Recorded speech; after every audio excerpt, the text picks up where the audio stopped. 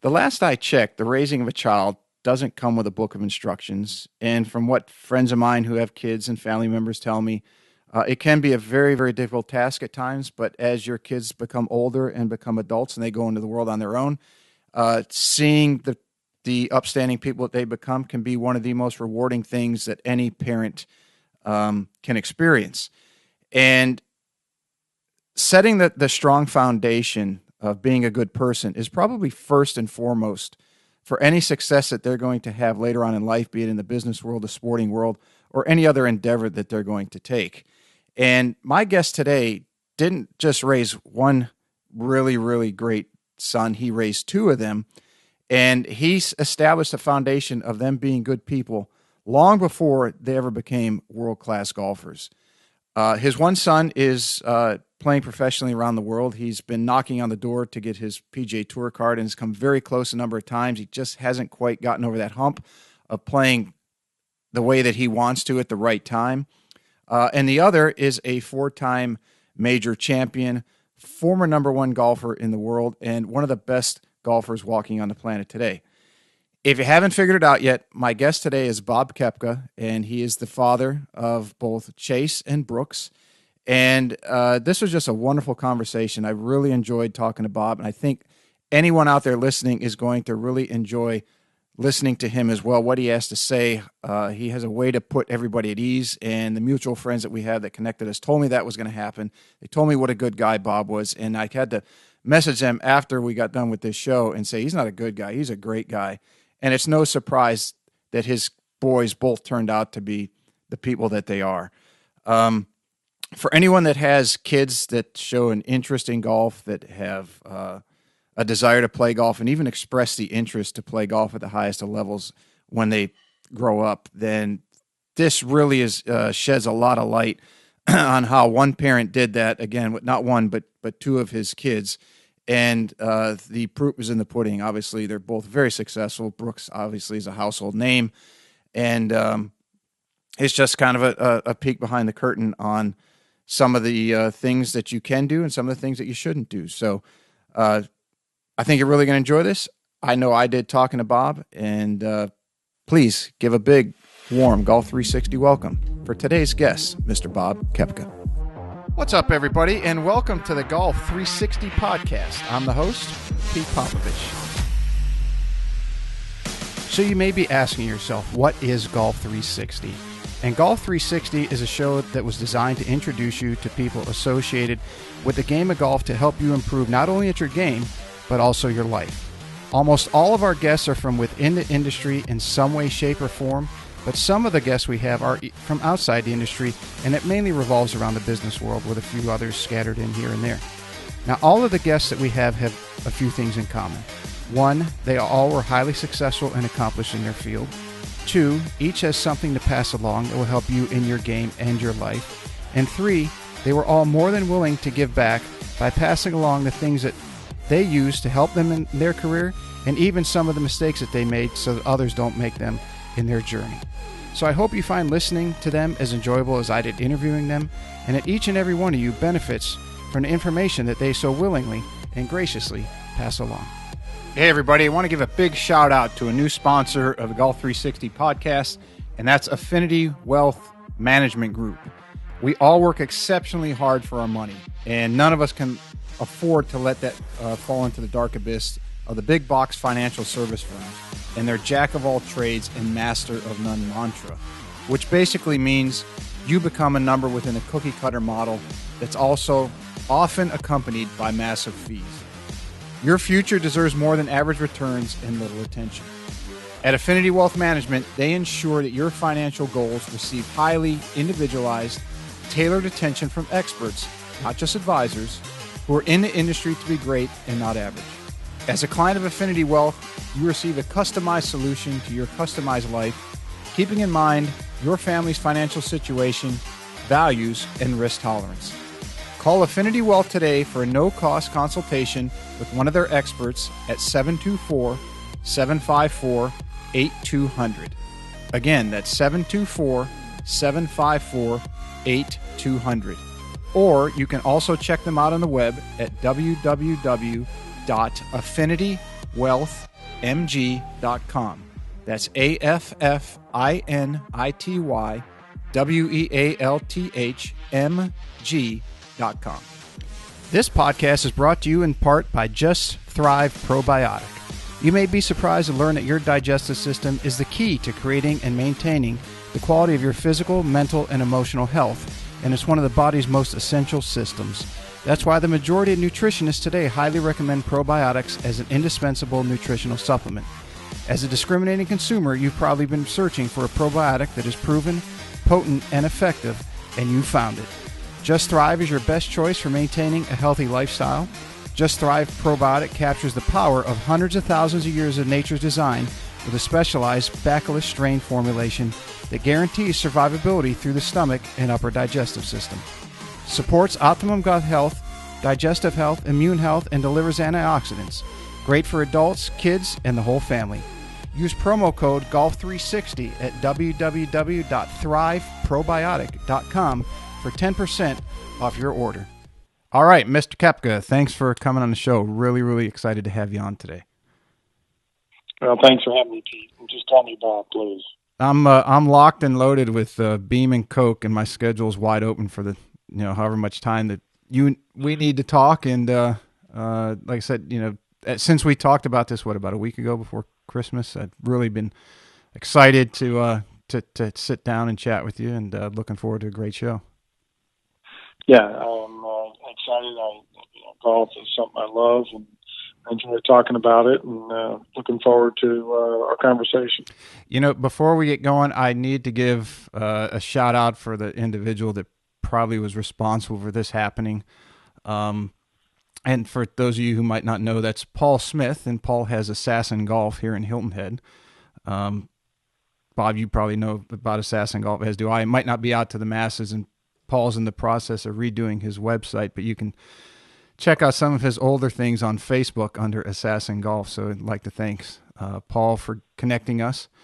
I was with him last night at Riley's Restaurant on Hilton Head at happy hour, and we were discussing you coming on tonight. And I asked him how you guys met, and after he said it was in college and fraternity brothers, and he would start to talk about, and before he got anywhere, he'd just start laughing every time. And then I'd get him calmed down. He'd start laughing again, and he would just start about your guys' college days. So you guys must have really had a hell of a time and tore it up a little bit back then. We did. Yeah, Paul and I pledged fraternity Theta Chi together, and became good buddies. And unfortunately, Paul didn't stay for all 4 years, and left and went back to Virginia. But we had a lot of fun times together. Some things we don't want to discuss, but we enjoyed each other, and have stayed friends, and got a chance to connect up. My younger son Chase was playing in the Players Am up there at I can't think of the name of the golf course, Berkeley. Yeah, it's at Berkeley now. Yeah, it was at Belfair, now it's at Berkeley. Yeah, and reached out to Paul, and my wife and Sherry and I went up there for a place for the week, and went up to watch Chase play in the tournament. And Paul and Susan, we got together, and Paulie was younger, and he brought Paulie out to see if he might have an interest in golf, and walk around and watch Chase play in the Players Am, and it was a fun week, and we've stayed in touch ever since. Mm-hmm. Yeah, he's a great guy. Your family is quite the sporting family. It's pretty well noted. Your uncle Dick Grout was basketball. He was at Duke, wasn't he? Yep. And then played in major leagues. Yeah, he was a two-time All-American at Duke. He led the nation in scoring 2 years in a row in basketball. He was the first one to have his uniform retired at Cameron Indoor Stadium, number 10, and then he was the number 3 overall pick in the NBA draft by the Fort Wayne Pistons, and played there for I think a year, maybe a little bit into the second year. But he also had been drafted by the Pirates, and Branch Rickey, the general manager of the Pirates, and I'm not sure who the general manager was of the Fort Wayne Pistons, told me he couldn't keep playing both professional sports. He did, I think, for almost 2 years. Mm-hmm. And he said it was just going to wear him down. So he eventually chose baseball and was fortunate enough to win the batting title and the MVP with the Pittsburgh Pirates in 1960. Was a National League MVP and won the World Series with the Pirates, and then again in 1964 with the Cardinals. So, matter of fact, we were just up there. He has a golf course in Ligonier, Pennsylvania called Champion Lakes, and we played Game 7 of the 1960 World Series on the 60th anniversary with the three living Pirates. My Uncle Dick Rowe, Bill Mazeroski, and who hit the famous home run, walk-off home run in the bottom of the ninth in Game 7, and then Elroy Face, great pitcher for the Pirates. So it was neat to experience that 60 years later and to see the grins on their faces. They acted like little kids, like they had just won it for the first time. You know, I had an uncle that played for the Yankees back then, 60, 61, 62. He was a pitcher. And then he was actually... Uncle Eli it was pretty cool in that he was the first player ever taken in any expansion draft. So when baseball expanded, they created the Angels out in Los Angeles. He was the first player taken, and it was I don't remember how many years, probably 10 years ago. It was I think the 40th anniversary of expansion in professional sports, and USA Today had a huge expose on him because he, now that's common for the major sports.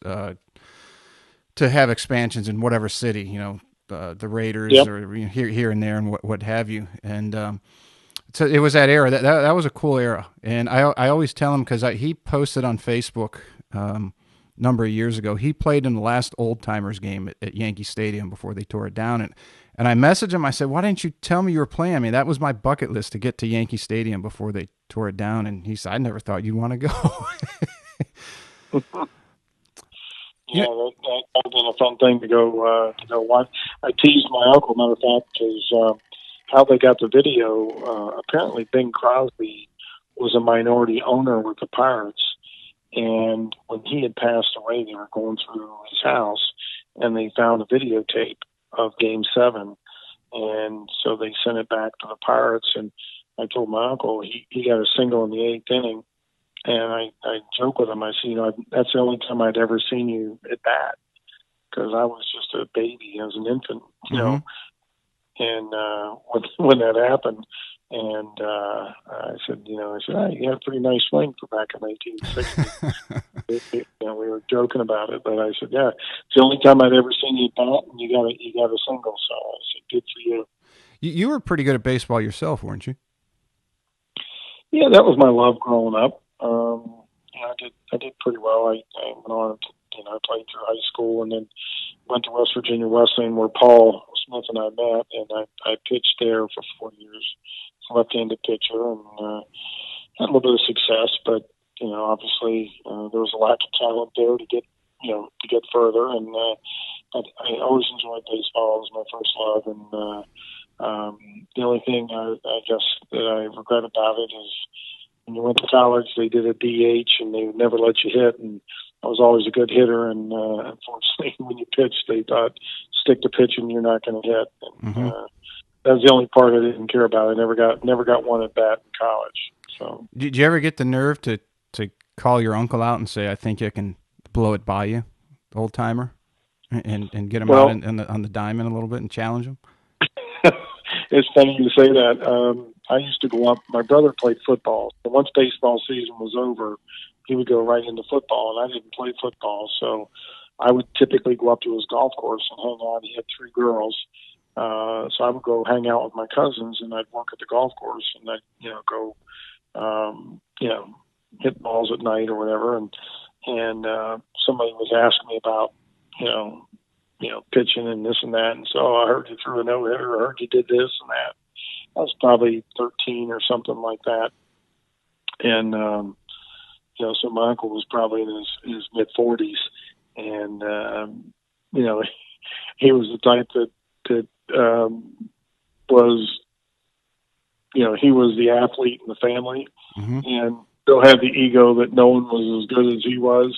And when somebody was, bragging about the fact that I threw a no-hitter or whatever, One day I was in the pro shop and somebody mentioned it, and my uncle said to me, he said, "Well, let's kind of see what you got." And so we went out into the driving range, and he had the baseball bat out, and let's see what you got.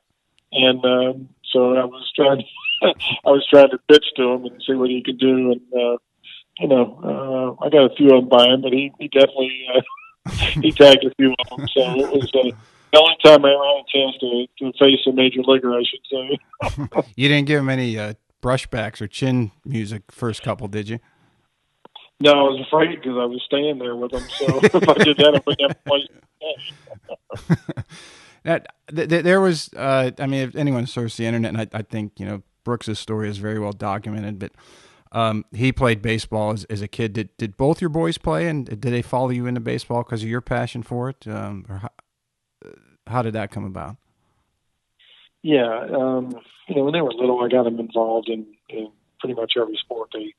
The first thing they did was they played soccer, and then they went into baseball season. They did a little bit of roller hockey, and they played basketball. But baseball was something that I loved, and it was my passion, other than golf at that point. And so I got them interested in it.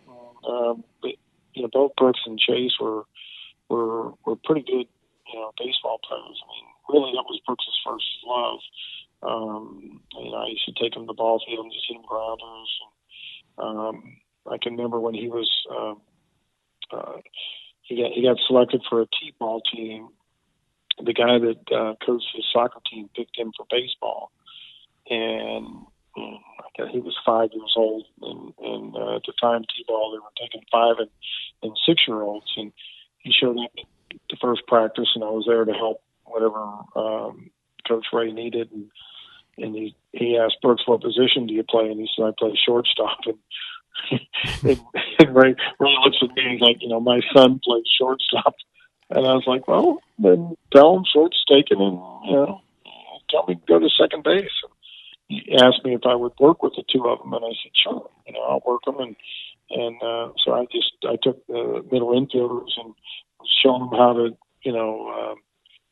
field the ball to the right and the left, and how to toss it over to your partner to turn a double play. And I'll never forget one T-ball game.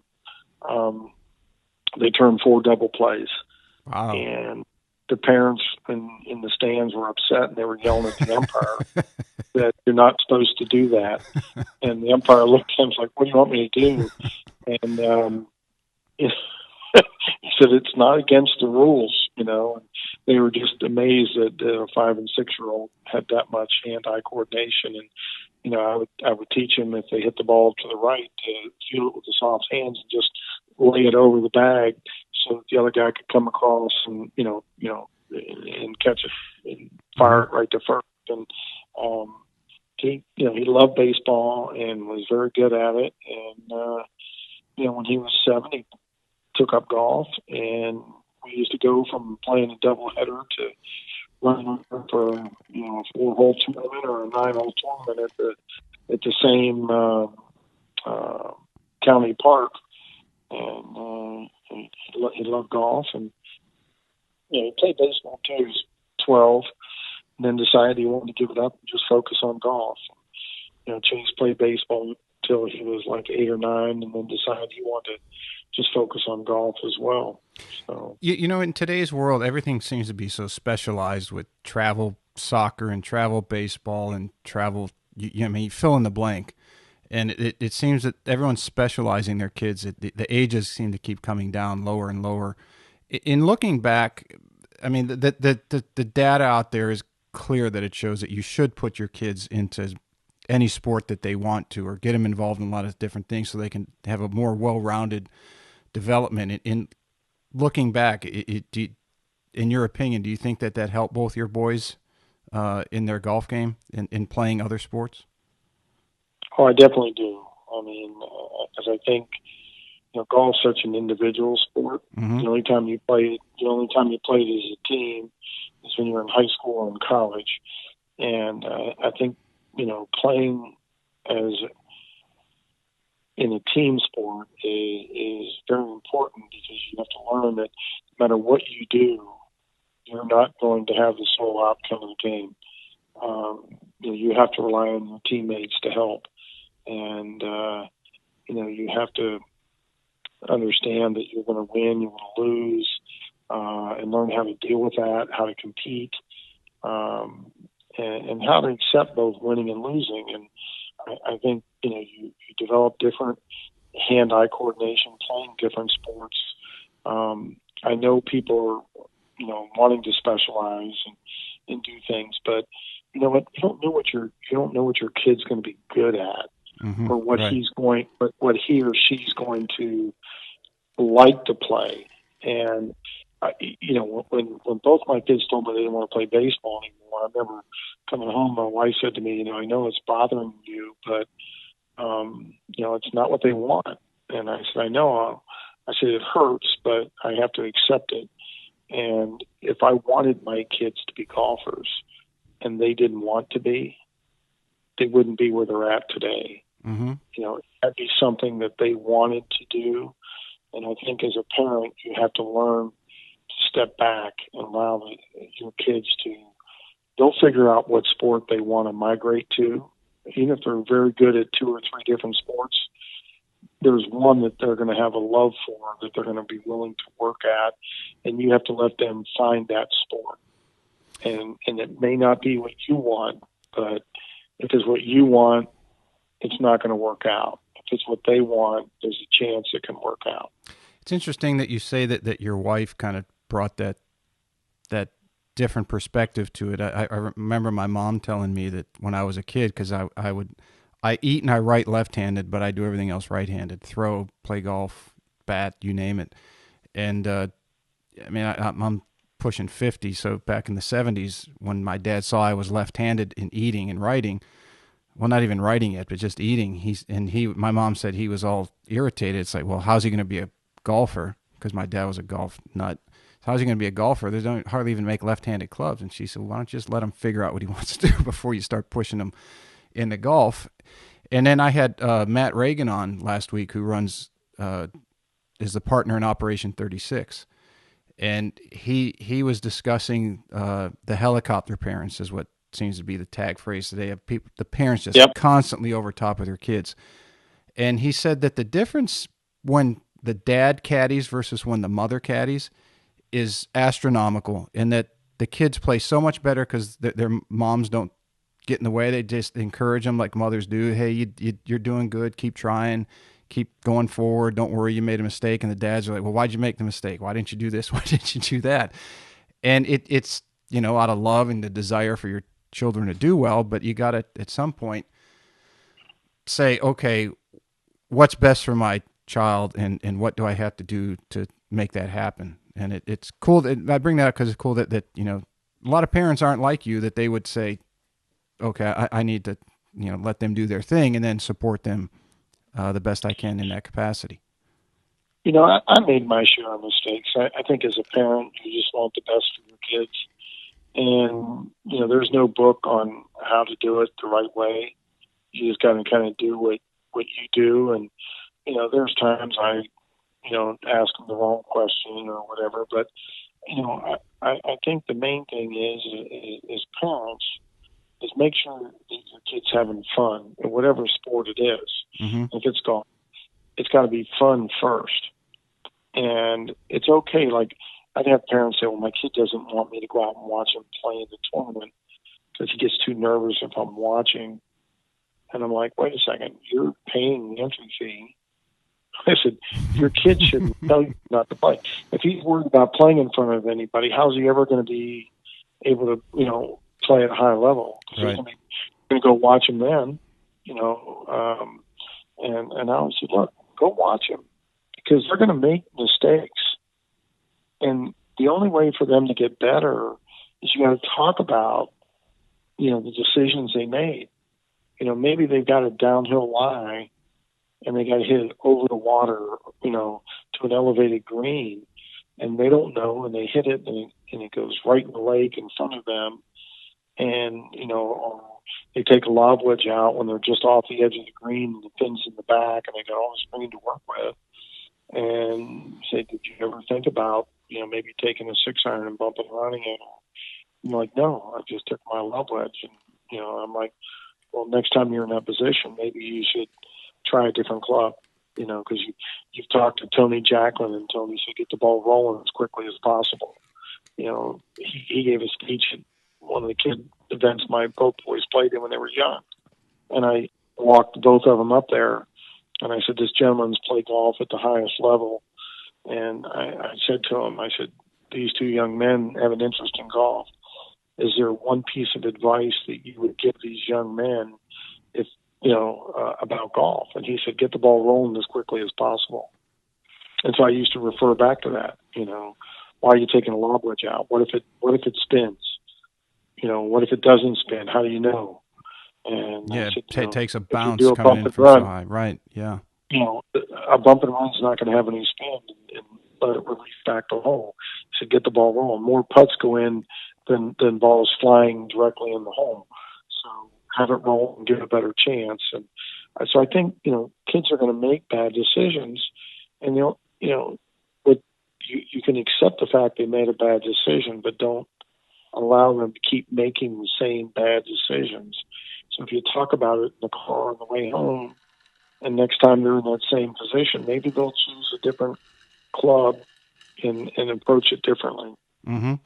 It's interesting that the development of kids, be they a child or a student or what have you, uh, and the age differences. So I had Susie Whaley was on the podcast. Oh God, it's got to be pushing a year ago now, and her daughter had just turned professional, I think, when she was on. So she had played at North Carolina. She had been a very good junior golfer, and Susie had gotten to the point where, or at least had learned that when your child is in a big event and let's say they're in contention and they 3-putt on the back 9 on the 12th hole, the first thing when you get into the car, you don't say, why did you 3-putt the 12th hole? It's not like they meant to do it.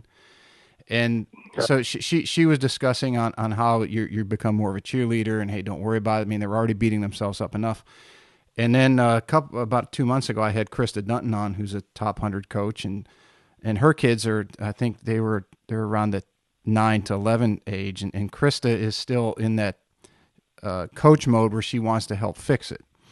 And so we were discussing the differences in the development of the parent and the child athlete, and how you have to approach that differently, and how that develops over time. And obviously, you've done a very good job of that. Well, it's interesting when Brooks really took a liking to the game.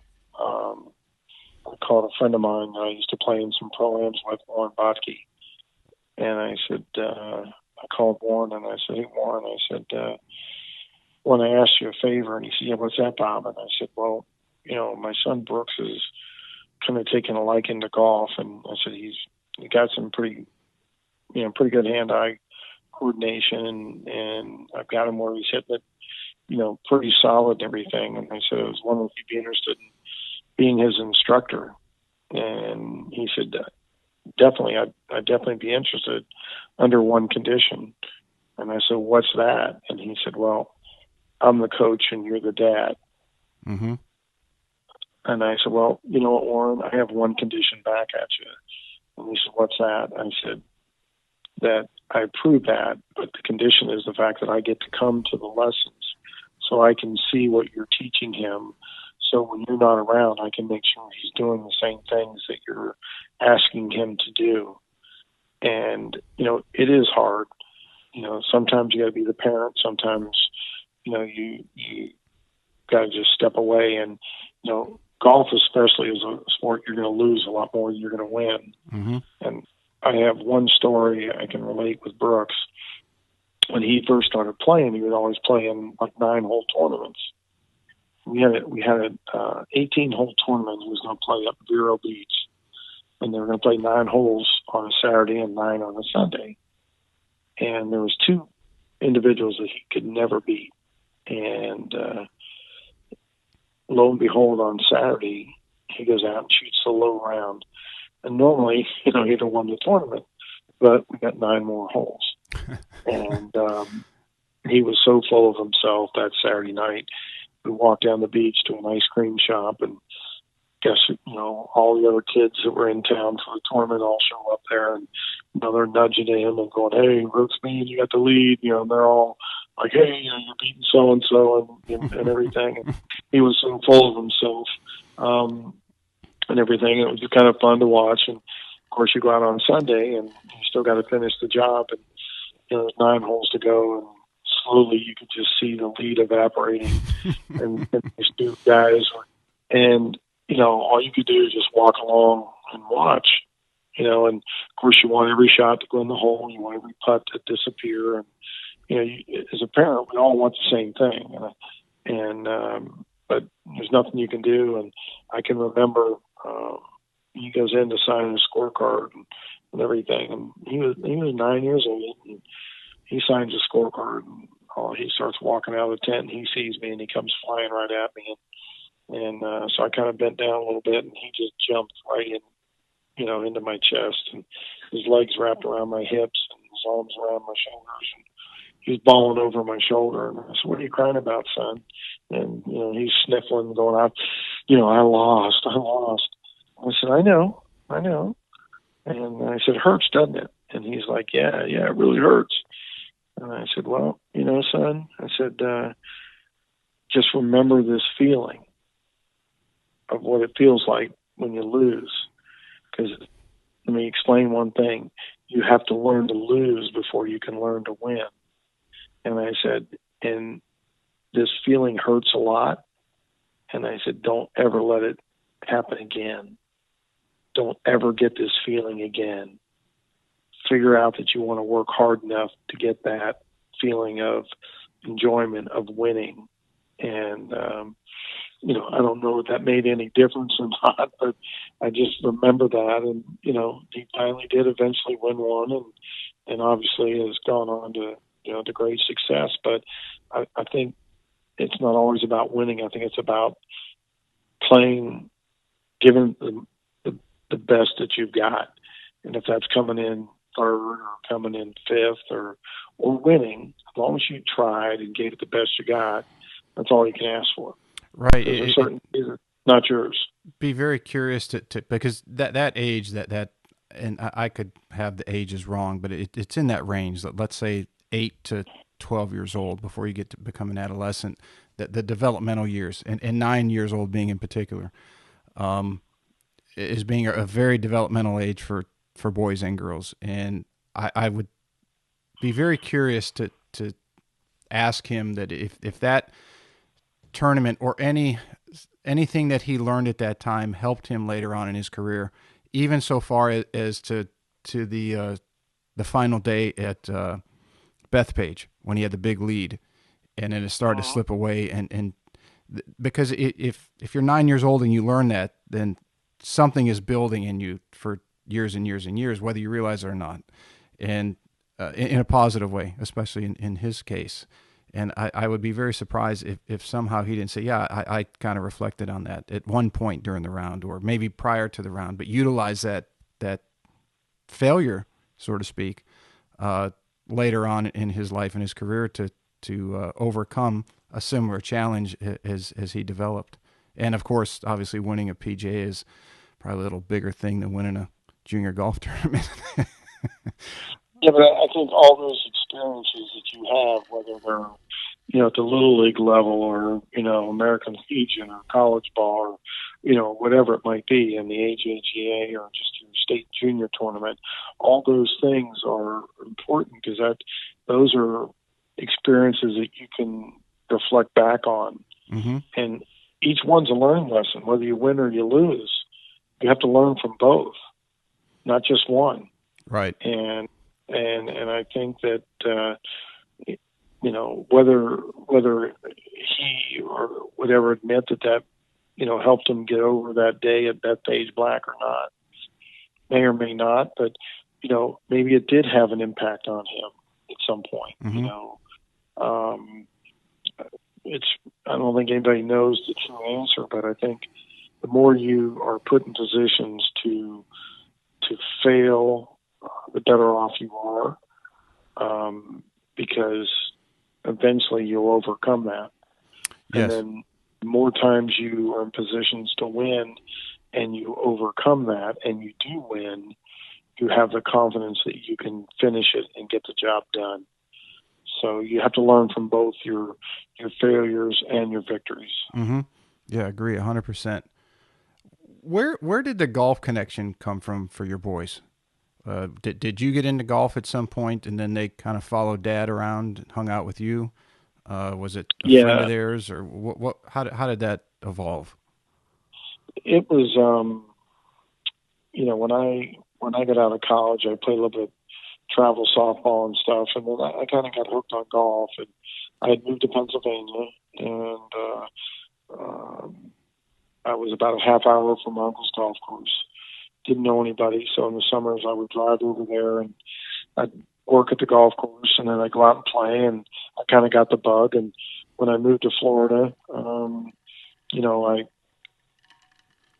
slowly, stopped playing softball and just focused on golf. And when the kids were little, their stepmom Sherry used to bring them down to watch me play in the club championships or in the match play, finals or something. And they'd ride around the golf cart and watch me play. And then after we were done, we'd go have lunch, and then I would take them to the range and hit balls afterwards. That was always our deal. And I think most kids just want to be like their parents, Mm-hmm. whether it's their mom or their dad. They want to do what they did, and so they kind of took up the game because I enjoyed it. And then it became a family thing. I mean, we used to laugh. I have a funny story. We would always play in the Toys for Tots tournament at the club, where you bring toys as your entry fee to give to those that weren't as fortunate, so that they would have a nice Christmas. And Chase was probably, I don't know, 2 or 3 years old, and so Brooks was 5 or 6, and my wife and I, we'd have our Santa Claus hats on, and we go out and play in the scramble tournament. I remember Chase was so excited; he was dancing and jumping around, coming off the green. And Sherry said, what are you so excited about, Chase? And he said, it's the first time I've ever been under par. And, he got to hit the first shot. He got to make the putts. Even if it was only, 6 inches away, he was just so excited he was making them and everything. And didn't want to ruin the moment and say, Chase, in a scramble, you're supposed to be under par. But, we made golf fun. And, as they got older, it got competitive. And the one thing I will say that I still believe in, I never let my kids win at anything. If we were playing cards and they were 3 years old, I'd beat them like a drum. Mm-hmm. If we went on shoot hoops and play horse, I'd never let them win. When we got on the golf course, I'd never let them win. And people are like, aren't you worried about their feelings and, their egos and everything? And I was like, no. I'm not going to let them win, because when they go out in the real world, no one else is going to let them win. Their friends aren't going to say, "Okay, Brooks, we're going to let you win today." Right. Which is, we're going to let you win the tournament today because it's your turn. Mm-hmm. And they used to get upset, and I always would tell them that's the way my dad and mom treated me. They, if we played cards or we played golf or whatever we did, they never let me win, because I had to learn to compete. And when you get out in the real world, even if you're not playing sports, you go for a job interview and you don't get the job, you come home and your mom says to you, what happened, Pete?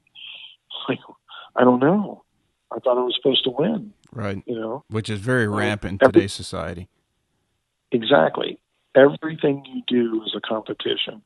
If you're in sales, you're trying to outsell the competitor, whatever it might be. And the only way you're going to be successful is you have to figure out a winning formula. And that's what I used to tell my kids. If you want to win, you figure out a way.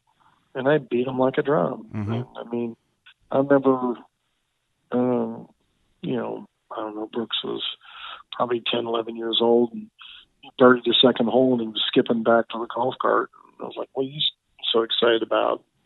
Oh, nothing. And I'm like, oh, I know exactly what you're thinking. And he said, what? Well, what do you mean? And I said, you think you're beating me? And, he had that look on his face. And I said, my baseball coach in college said, never wake a sleeping dog. Because the son of a bitch may bite you, right? That's right. And I said to him, you just woke a sleeping dog. And I birdied the next 4 holes. I had him in tears. But yet, when we got to the 9th hole, he had a 5-footer down the hill.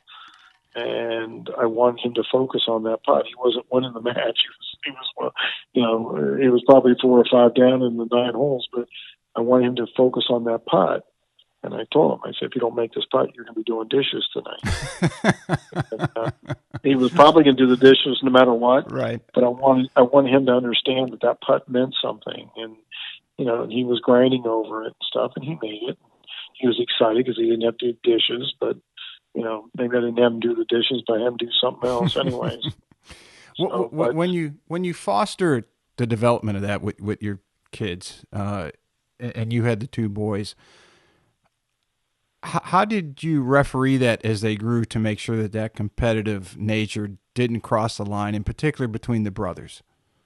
Because there's always that sibling rivalry. that younger brother wants to beat older brother because he's obviously accomplished more because of the age difference, at least while you're young.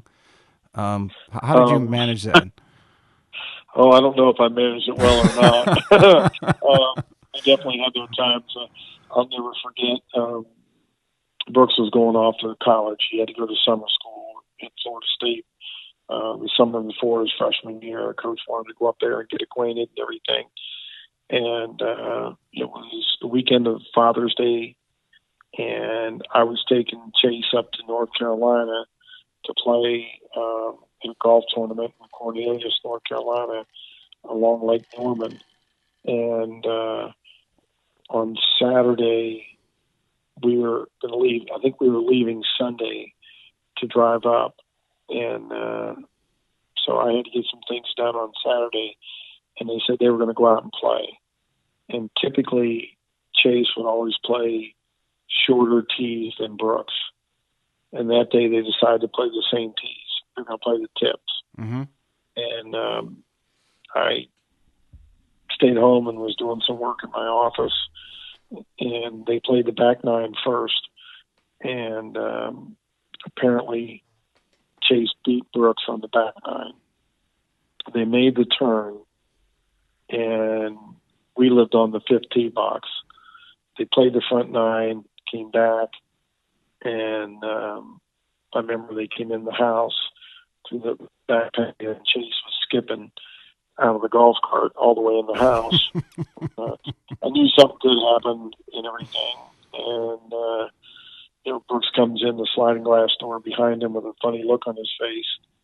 And I'm like, hey, how'd everything go? And Chase is like, oh, it went great. And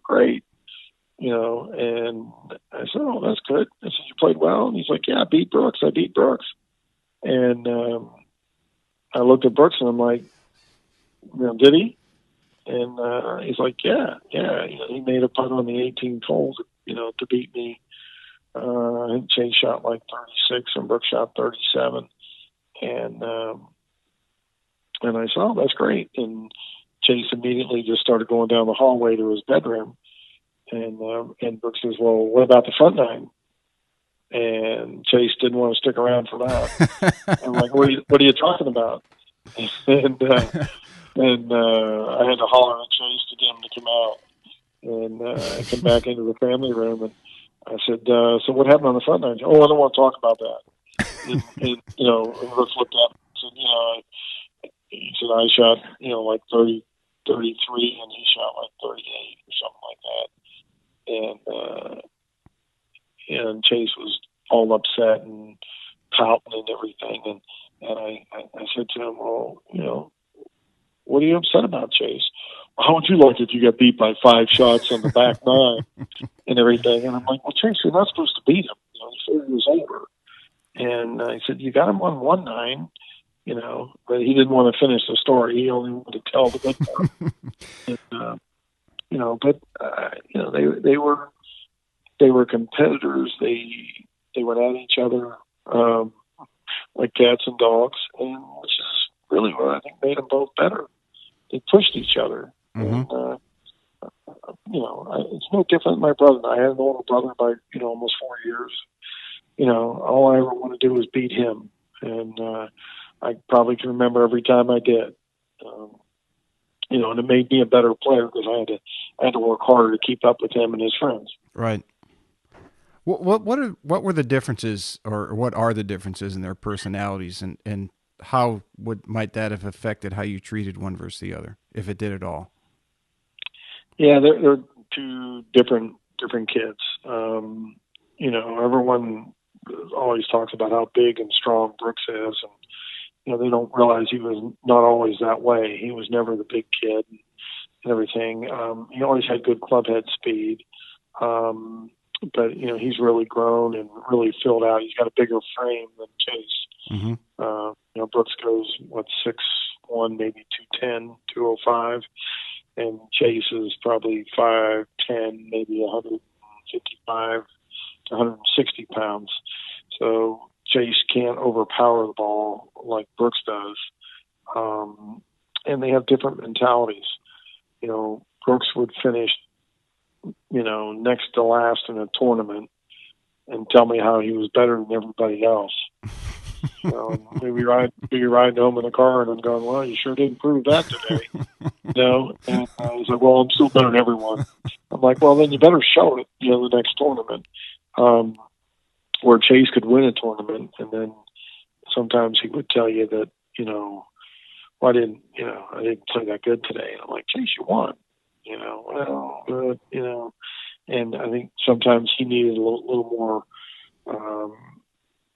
positive reinforcement than Brooks did. Mm-hmm. And they, the one thing that they have in common is they both had the same college golf coach for 2 years. Chris Malloy was the assistant coach at Florida State that got Brooks to go to Florida State.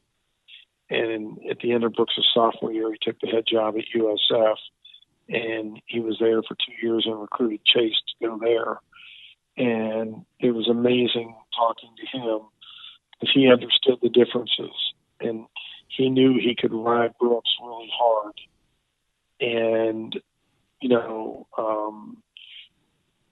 harder than anyone else on the team, even if he was a freshman, because Brooks could handle it. Mm-hmm. And he was hard on Chase. But he said, I had to treat it different. I was hard on him because even though Chase was a freshman, he was the best player on the team. And he rode him hard to show the other players that he wasn't showing favoritism Mm-hmm. towards Chase. Because they thought if he'll ride the number one player hard, then I need to step my game up. But he also knew that he couldn't, so he did with Brooks, because Chase was a little more sensitive in those areas and needed a little bit more, pat on the back, maybe Brooks did. So it's interesting, and I think everybody, you don't raise your kids any different. You think they're all going to be the same. They're going to have the same personalities, Mm-hmm. but they're far from it. Do you think that if Brooks has a harder exterior and Chase maybe has a softer exterior, that the interior is opposite, where Chase might be a little harder on the interior and Brooks is a little softer on the interior? Are they? And they're brothers and they come from the same family, of course, the DNA and so forth. But they're the same, but they're opposites. Is that and I only say that because I have a younger brother. My brother's about 5 years younger than me, and we seem to be that way. At least that's what my dad's assessment is of the two of us. I never heard it put that way, but yeah, that's possible. Because what you see on the outside isn't always what's in there, and I know they both have the desire and the work ethic to succeed. Mm-hmm. And I know that internally they both want it bad. But yeah, that's that's very possible. It could be totally different Right. on how they handle things, and sometimes people want to have a certain um, persona to the public. Like, everyone thinks Brooks is this tough guy, and you know, very uh, oh gosh, Macho. straight. Yeah, Yeah, macho. right. Where you know, that's not always the way he is off the golf course, Hmm. but that's the way he deals with competition, and so I could see that analogy. Hmm. You, both of them had good college careers. I think Brooks won about 3 times and Chase won about 4. Yep. When did each of them come to you and say that they wanted to be professional golfers? I thought Well, in talking to Paul, funny. who's your good friend, I thought that'd get that reaction from you. Well, the first time Brooks mentioned that, he was 12 years old in the sixth grade. Um, he made the Wellington Christian High School team as a sixth grader, Hmm. and might have been the second or third match. Um, we were riding home, and in the back seat, he made the announcement that he thought in 4 years he would drop out of school and turn pro. I And like it. I knew I liked I that mean, guy. yeah, I immediately pulled the car off the side of the road, and my wife Sherry said, "Oh my God!" I mean, that look on your face. I put the car in park, and I turned around and I said, "Oh, you think you're something, huh? Because you made the high school golf team as a sixth grader." I said, "Let me tell you something, kid. You will not drop out of school in 4 years. You'll finish high school. You'll go to college for 4 years. If you're good enough, then you'll turn pro." Um, he just had this attitude that he was he was all that, and he was hitting driver on all 9 holes. He had hit driver on the par three, um, and but I never had the vision that they were going to be professional golfers. Hmm. I was excited when they were getting recruited. Both, um, obviously, I learned a lot going, through the experiences, with Brooks. But I remember when he first started getting letters from college coaches, I was like, wow, he could probably go play college golf, Division 1. This is cool. Hmm. And so when I came through that same experience with Chase, I was much more um, knowledgeable and knew what to expect.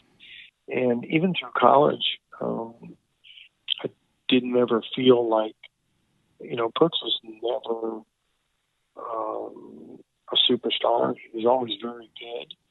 And, he was ACC freshman of the year and all conference and all that. But he'd be, third team All American, second team. It was never first team All American. He was never the one that you're like, oh, that guy is going to be, a top notch pro. Right. And until his senior year, there was agents that were following him around at tournaments and stuff, and they'd come up to me because they thought, oh boy, the quickest way to get to Brooks is to, be buddies with his dad. And I remember one guy saying to me, he said, your son's going to be a really good pro. And I was like, oh yeah, what makes you say that? He said, well, he averages over 4 birdies around.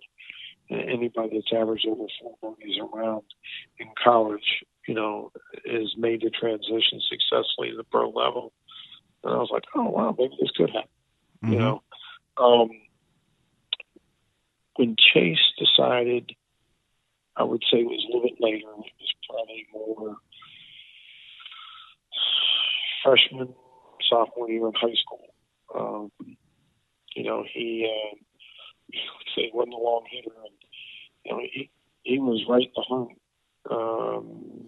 I think he finished fourth in the Florida High School State Championships as an individual his freshman year. And Lily had a chance coming down the stretch. And I think, he said, I want to go play college golf, and I want to be a professional golfer. And I was just honest with both my boys, and like I said, if that's what you want, you know, just understand you got to work hard to get there. No one's going to give you a free pass just because you want to do it. And kudos to both of them that they were willing to put the hard work in, and they made a lot of sacrifices. Not going and hanging with their friends and putting the time in and working hard at it, not only on the golf course, but in the gym and doing the various things they needed to do, to be successful. Brooks had success soon out of college on the European or challenge tours, and then European tour, and steadily improved. His story is well documented. That there was a time when he didn't seem like he was enjoying himself, and was reported that he considered saying, "Hey, maybe this isn't the path that I'm supposed to be on." Were there any certain conversations as his dad that you had with him, and or as his biggest, if not his biggest cheerleader, that through that perspective or through fatherly advice? And I remember reading as I followed you guys that I think it was your dad that might have said that you were quoted as saying that your dad said, if you want to win, you have to figure it out. Yep. Was there any discussions that you had with him on, hey, look, okay, let's figure this out, and if you don't, it's okay that there are other avenues in life, but if you do, then hey, let's continue on that path. Well, Brooks he's got a lot of Koepka in him. He's pretty stubborn. And, it's a good and bad quality at the same time. Yeah, it is. It is. And he always, said that's all he ever wanted to do was be a professional golfer. And I used to argue with him that you should have a plan B, and he always would tell me if you have a plan B, then plan A will never work. And he did get a little tired or frustrated at one point over there. It's not easy. That's not an easy path to take because you're, traveling to strange countries with different cultures, different languages, different cuisine, different travel, different language, different everything, transportation, everything, right? And it will wear on you. More so if the golf isn't well, than it is if it's going well. You can deal with all the other issues. And I think he just got a little bit tired. And fortunately for him, that he didn't spend as much time as people think over there. He went over there in the summer after he graduated from college, and spent that summer and fall over there, and then he went back in the spring, and that's where he won the 3 Challenge Tour events and got the immediate promotion up to the European Tour. So here it was in May, in April and May, he was on the Challenge Tour, and by mid to late May, he was already on the European Tour through the thick of the season, and was guaranteed not just that season, but the following year.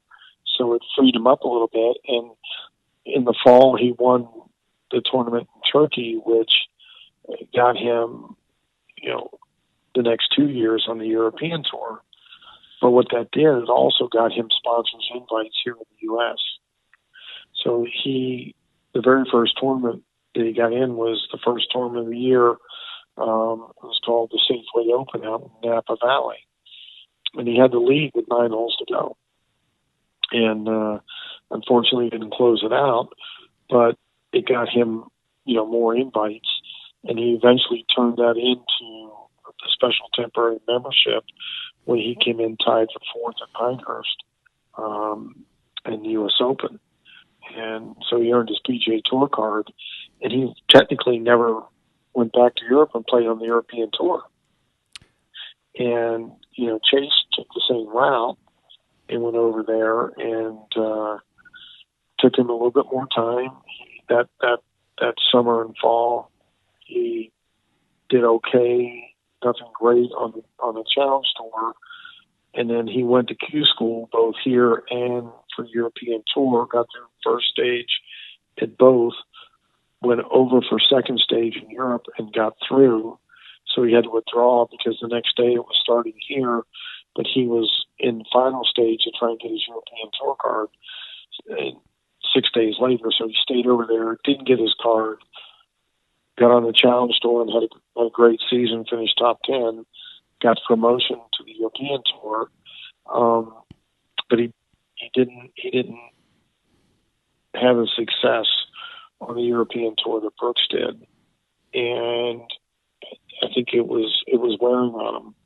And he eventually lost his card at the end of the year. But, when you're traveling, and living in a hotel 7 days a week, and if things aren't going well, those walls have a tendency to talk back to you. Yes, they do. And you're there by yourself. There's no one to talk to, and it can be difficult. And I think it wore Chase down. And he said, "Look, I want to be Q. I want to try and play on the Corn Ferry Tour." And so he went to Q School. Well, actually, a year ago, this month, and unfortunately, he didn't get. He got into final stage, but didn't do well enough to get guaranteed starts. So, he's with the COVID situation. There's no Q School this year, so he has to wait till next year to try and go out and get full status. I used to tell people when I was playing professionally, and they would say, "God, you play professional golf. It's got to be the greatest thing ever." I said, "Well, it can be when you're playing good, and it is. But when you're playing bad and you're for me, it was, let's say, 1,000 miles away from anybody and in both your son's cases, it's 3,000-4,000 miles away from anybody . As you mentioned, those walls are closing in on you. It can be sometimes the most difficult thing that you're going through, because you have this passion for what you're doing and it's not working, and everything that you try doesn't seem to help the situation, and it becomes a very difficult situation that you're in. And to your point, and I'm not going to call it your family model, but as I was reading up on your family, and that if you want to win, you got to figure it out. It's like a rite of passage, right? Otherwise everybody would be there if it was simple. And you know what, Chase gave it a good shot over there, and he got to travel the world. I mean, he was 26 years old, and he'd been all over Australia and South Africa and all over Europe and Dubai and Saudi Arabia and Kazakhstan. I mean, he'd been to more countries than I'll ever visit. And, we enjoyed traveling over to Europe to watch him play, but he said, "Look, my heart's not in it. I want to play here in the United States." Mm-hmm. He said, I want you to support me in that. And we said, "Hey, if that's what you want, we're all for it." Everybody can relate. I mean, if you're in sales and you're not doing well, pressure builds. Mm-hmm. The deeper you get into your year, you better start selling stuff, or otherwise it's your job. And, golf is a job for them. For everybody else, it's fun, it's recreation. But that's their job. And if you're not doing well at it, it can be brutal. The way I used to explain it to people, when they'd say, "God, you play pro golf, that's got to be the best thing in the world." And I'd say, "Okay, let me explain it to you this way." And I'd always ask them, because they were usually guys older than me, and I'd say, "Are you married?" And they'd say, "Yeah, I'm married 10 years or whatever, how many years they've been married." And I said, "Okay, what was more fun, dating your wife or being married to her?" Yeah. Right. And that's not knocking marriage in any way, shape, or form. It's just like marriage is day in, day out. Very similar. Okay, somebody might knock me on this on social media or in some chat room, but golf, when you're playing golf professionally, as you mentioned, you're playing 7 days a week, and then you're to the next venue, and you're playing 7 days a week, and the next. It's just continual. It's nonstop. In the same way that marriage is on a daily basis, you have to learn how to live with somebody. And I can remember my mom always saying that her mom told her, you can be in love with somebody. It's a different thing to be around them every day. And when you're dating, if things don't go well, let's say you get in a little argument with your girlfriend or your boyfriend, okay, you can go to your separate houses or condos or apartments or wherever you're living and give it time to stew or to calm down, and then you get back together and everything's, hunky dory again. But when you're married or when you're doing something daily, that you don't have that luxury anymore. And, No, and, and once I said that to some people, that they looked at me completely different. Like, holy shit, yeah, I get it, kid. there's a lot of similarities. Um, and like I said, it's, they're out there, they're grinding, they're giving all they got, but there's certain times when it's just not going well. The putts are lipping out rather than going in the hole. Mm-hmm. How long can you continue to do that and miss a cut by one until it's just eating at you, and then you're telling yourself, well, I'm obviously not good enough to make a cut. That's basically what happened Not to good me. enough to win, or whatever it might be. And that's hard to deal with, because, like I said, you're going to fail many more times than you're going to succeed. I can remember the summer of 2005, figured 12 weeks, June, July, August, and I was playing the mini tours most. I did a few Mondays and I missed too many qualifiers by one to go back into that and rehash that. But to miss, I think I missed the 12. Well, we played 10 weeks out of the 12 in the summer. We had 2 weeks off, and I missed 8 of the 10 cuts by a stroke or less. And the rides home, with you just rack your brain on how many times that you lipped out, or you could have cut a stroke or two off your round and made the cut. It's excruciating. Yep. But not to dwell. I don't need to go back down that avenue. One thing I wanted to ask you is what was, and I had one of my cousin's sons was, let's say he played in Indiana, and that would have been about 6-7 years ago. So not quite the same age as your boys, a little bit younger. But why did they take the European Tour avenue instead of looking at the Corn Ferry Tour here? And I don't. It's changed names so many times. I don't remember what it would have been when they were playing. What was the thought process behind, hey, let's go to Europe instead of staying here and taking the shot? Well, it was funny when Brooks was coming out of college. He qualified for the U.S. Open as an amateur out at the Olympic Club in San Francisco. Mm-hmm. And at the time, he was dating a girl from Florida State that had graduated ahead of him, and she was playing professional soccer in Sweden. So he wanted to go over and visit her, because he hadn't seen her for like 6 months, and go see her before he started his grind. And his agent said, well, if you're going over there, I can get you some starts on the Challenge Tour. And Brooks was like, yeah, great. What am I going to do until Q School starts in September? I got to have a place to go play. And the only thing you could do over here was mini tour events or Monday qualifiers. And he's like, yeah, I'll do that. And so his agent, Blake, got him some starts on the Challenge Tour, and he won one of them, but gave him full status on the Challenge Tour. And unfortunately, he missed out on Q School back here, and that was the last year you could go straight from Q School to the PGA Tour. Right. And he missed. I caddied for him at first stage, and he shot like 17, 18 under, and came in third. Easily made it through the second stage, but went out to Texas, and he missed by 2. The same event that Jordan Spieth missed by 2. But Jordan had, earned the right to get sponsors invites based on his amateur, career, and so he was getting starts here. We're excited to go back to Europe. And I don't want to cut you off, but I got to tell everybody that second stage is so important, because if you get to final stage, at a bare minimum, you have some status on what is now the Corn Ferry Tour. Yeah. And a lot of people might not know that. That's why getting through second stage is probably one of the most important things for an up-and-coming professional golfer.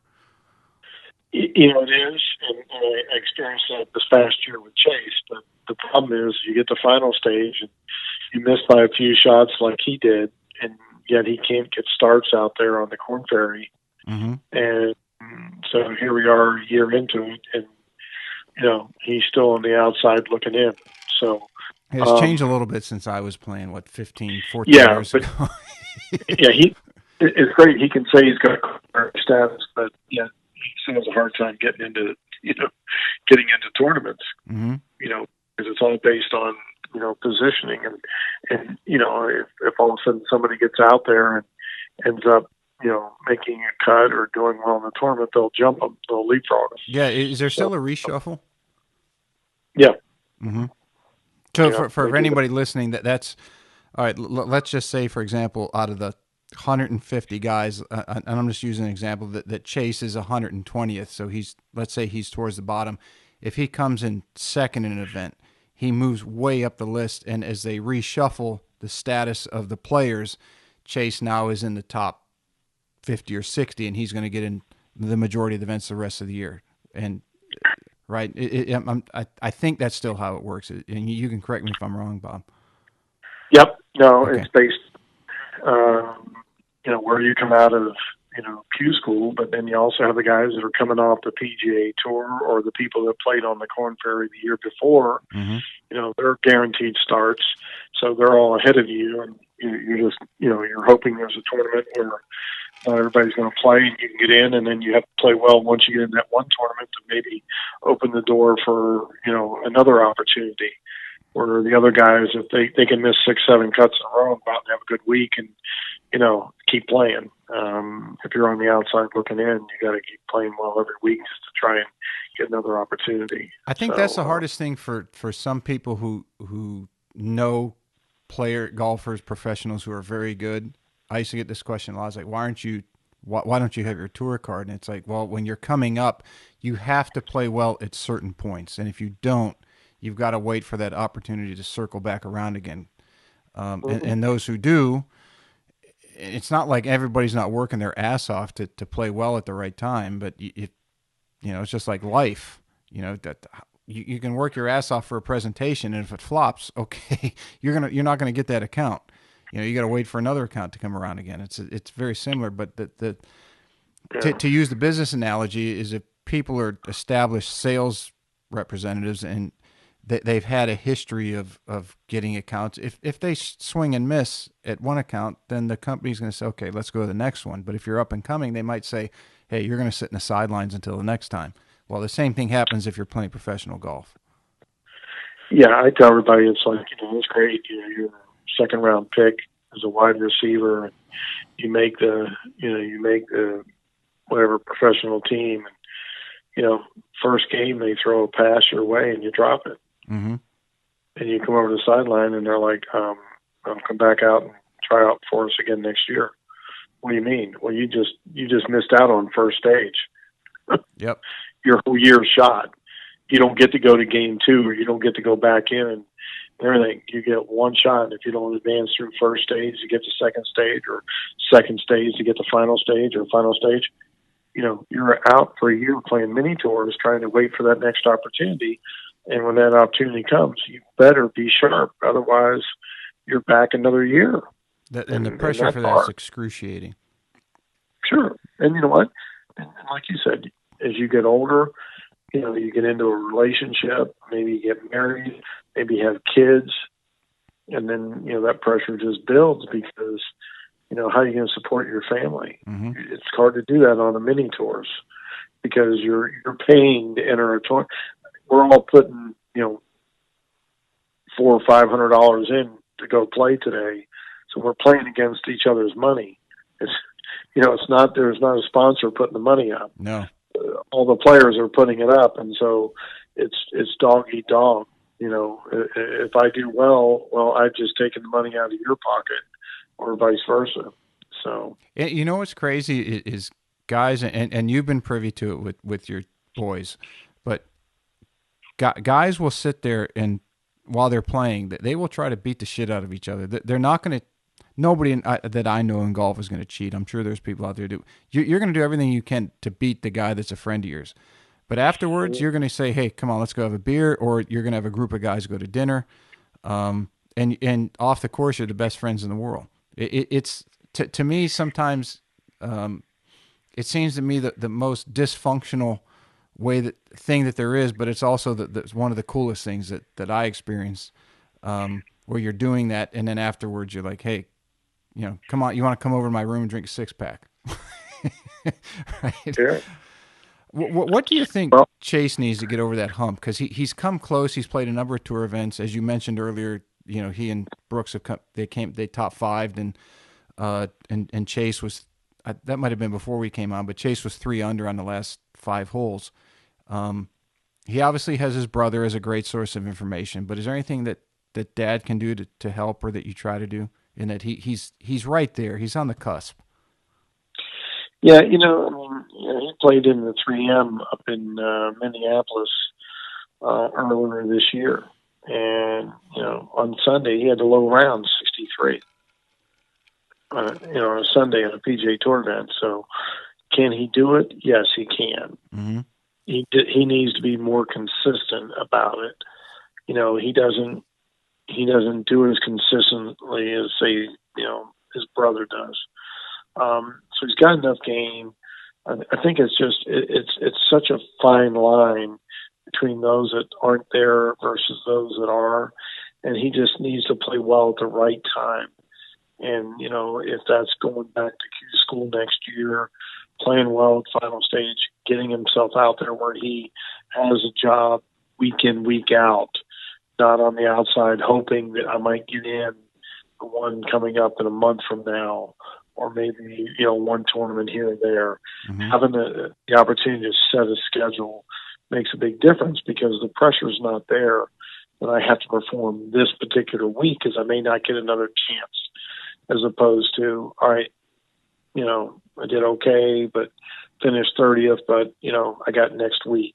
And if I get hot next week, then I can set myself up for the whole next year, and then also guarantee me a spot if I don't make it up to the PGA Tour, but I've got guaranteed status on the Korn Ferry the following year. So it's a fine line, and I just I have to just keep supporting him as a father, and tell him to keep working hard.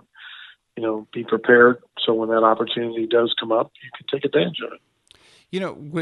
With what Brooks has been able to accomplish so far in his career, and it's such an amazing level that very few have achieved. 4 majors basically in 2 years. One of a handful of players to top 4 in all 4 majors in the same year. How does he continue to improve on that? Be it managing injuries, or navigating, really more focused on navigating something that not many people have ever had to deal with, which is kind of unparalleled success and the mindset required to focus on a goal and disregard distractions. Is that something that you as his dad can help with at a very basic fundamental principle level? Or is that something that comes from others, like his coaches or the people that he employs on his team? Or does that go back to y'all's kind of, I would call it the Koepka motto of, hey, you got to figure it out? Well, I think it goes back to that motto, he's got to figure it out. As his father, I don't think I can really help him there, because I've never played at the highest level. Mm-hmm. I've never experienced that. Can I, talk to him about being mentally tough? I can give him all the advice I want, but I think he's bypassed me in that regard. So I don't know that he can, listen to me. I don't even know that some of the people on his team can make a difference. I think it's something that he has to deal with himself. Mm-hmm. And obviously he's once he won that first major, it made it much easier to win the second one, because he knew he could do it. And he's won them in different ways. He's won them from coming behind. He's developed a big lead and watched it almost go away at Bethpage Black. but he held on, and I think he's more proud of that when it was slipping away that he was able to to pull it back, rein it back in. Um, so he's done it all kinds of different ways, and I think you have to appreciate each one on how he's done it, and just for him, I think there's always people questioning, oh, you got hot for a little bit, you were a flash in the pan, it'll never last. So I think that drives him to want to get more, because people always say to me, why is he so good in majors but not in other events? And I remember the media asked me that question on Saturday night up at Bethpage Black. They said to me, why is it your son is about to win his fourth major, yet he's only won, 2 other times in regular events? And, I looked at them all and I said, how many wins does Jack Nicklaus have? And there's about 20 media guys looking at each other like, I don't know, one guy's like, I don't know, 70 and I looked at them like, is that right? And they're all looking, I don't know, but I don't know exactly how many. Mm-hmm. And I said, how many majors does he have? And every one of them, 18. There's your answer, right? Tell me the guy that's got 15 wins on the tour and 0 majors. Can you name them? No, but you can name the guy that, history is remembered by major champions. And the fact that he's got 4 puts him in elite status. I remember when he won his first one, Rich Bean sent him a text and said, welcome to the club. Mm-hmm. You're one of 270 members. Yeah, it's pretty impressive. Throughout the history of the game. Yes. Now, obviously, that number has grown because more people have won since then. But at the time, it was like 270. And Brooks like, you realize there's only 270 people that have ever won a major? And I was like, no. I mean, I'm shocked. And how many have won 4? I mean, that list gets small very quickly. And so I think that's what drives him to, work hard, in the off season. This past year has been a difficult year for him with the injuries. Mm-hmm. He can't get into just any PGA Tour event because he didn't finish in the top 125 of the money list, even though he's ranked in the top 12 in the world. Jeez, that's he crazy. Can get in, he can get into majors and WGCs that are based on world ranking, but he can't get into next week's PGA Tour event because he didn't finish up there because he was hurt most of the year. So, mm-hmm. He's got the drive to, work hard. So when he does get into the tournament, he does well. Gets himself back where he can play anywhere he wants. As parents know their kids better than anybody.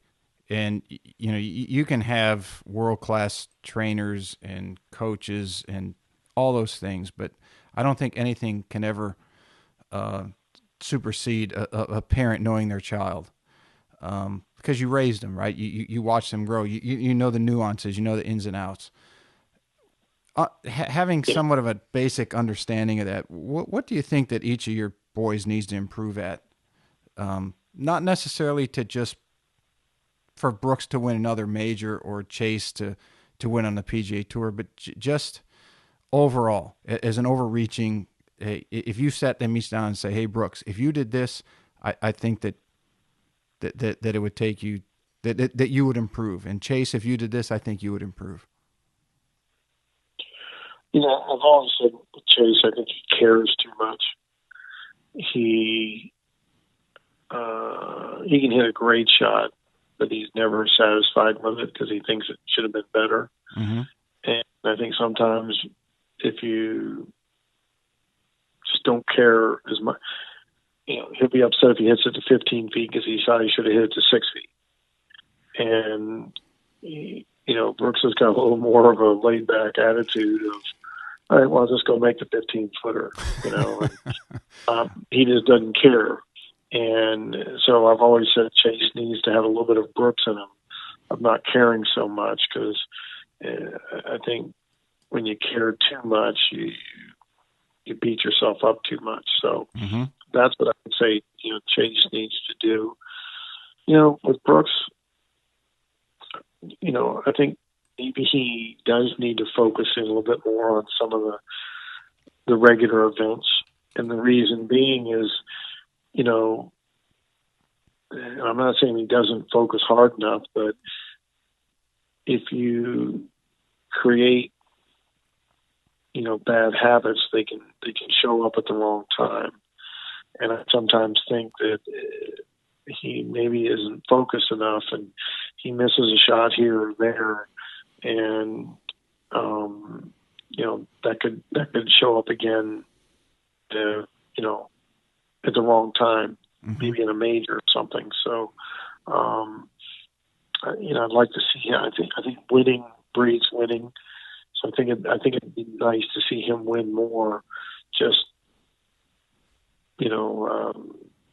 tour events, and obviously like to see him win majors. But I think if he could win more tour events, that would help him elevate his game even more for the majors.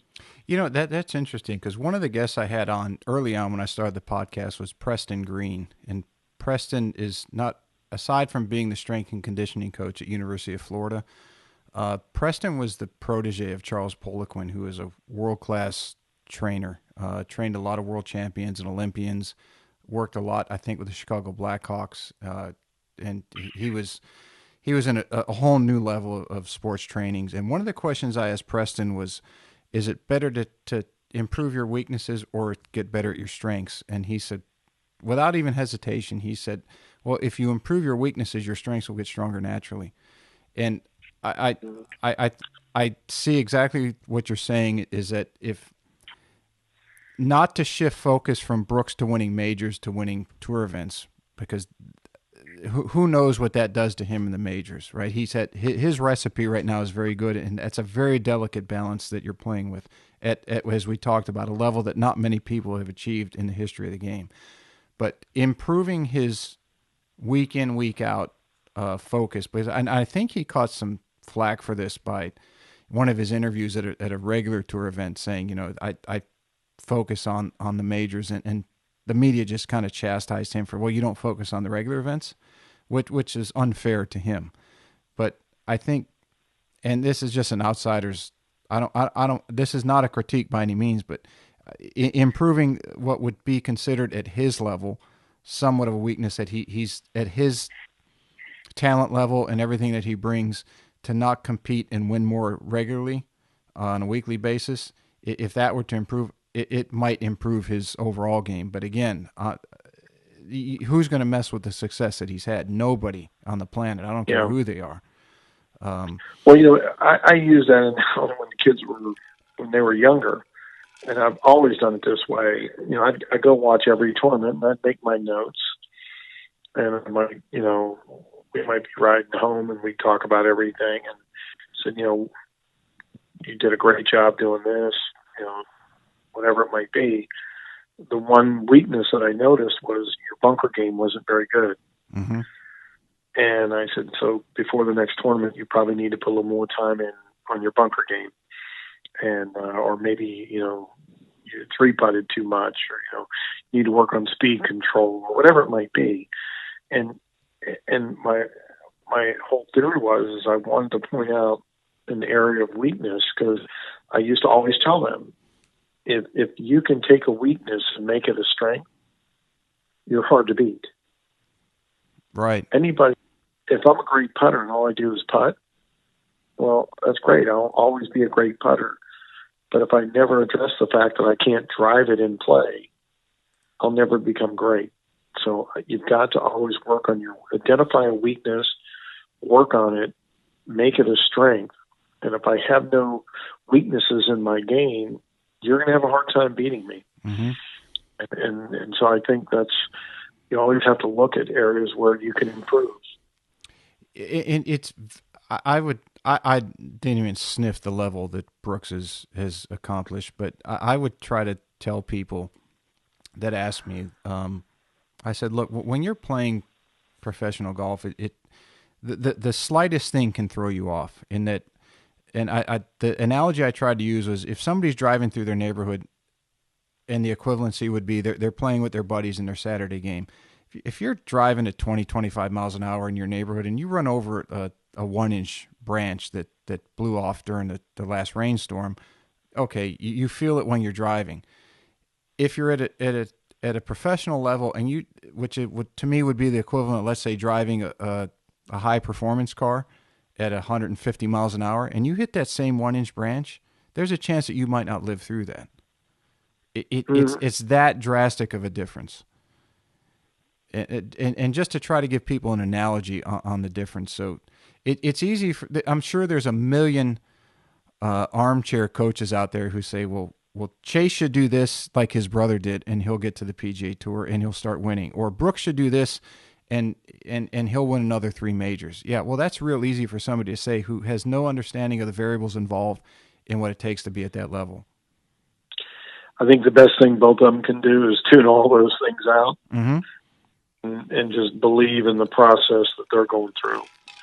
And if they know they're putting all their efforts into getting better, doing the things that they know they need to do, they'll be fine. Listening to too many people, you're going to get too many different thoughts and too many different opinions. And, I think that's a recipe for disaster. Yes, and they seem to have good people around them, and it's worked in the past. It's going to continue to work. Just in today's world, I think people are too quick to throw aside something that doesn't work out right away. And I obviously the team that Brooks has amassed, and I'm sure Chase utilizes them as well, is pretty damn good. Yeah, I think they just have to keep focusing and working on the things that they're good at, and then like you said, taking those areas where they need to improve, just putting the time in, and then just going out and perform, and believing in yourself. Believing in yourself is the mental aspect of golf is probably greater than any other sport. But in any sport, if you believe you're the best, you have a chance to be the best. Mm-hmm. If you don't believe in the best, you'll never succeed. And you just gotta just keep grinding and moving forward and not question yourself. We talked a little bit about this before we came on, and I'd like to consider myself a pretty good judge of character. And Brooks really seems to have it from what I've watched of him over the years and been around him and the people that I know that are still on the PGA Tour. I haven't seen Chase as much, but I think both carry themselves with a lot of dignity and a lot of respect and all the things that you would want someone to be. And I give all the credit to you and their mom and your wife for instilling that. But one thing I really like about Brooks is he doesn't just go along to get along, in that if he thinks that something is not right, he stands up for his belief.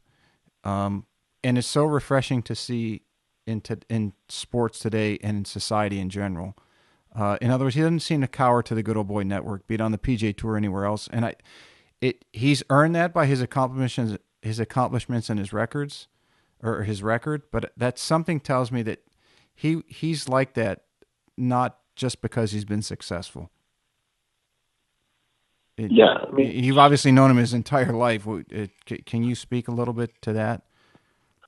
I mean, I think whatever it is you believe in, do it with conviction.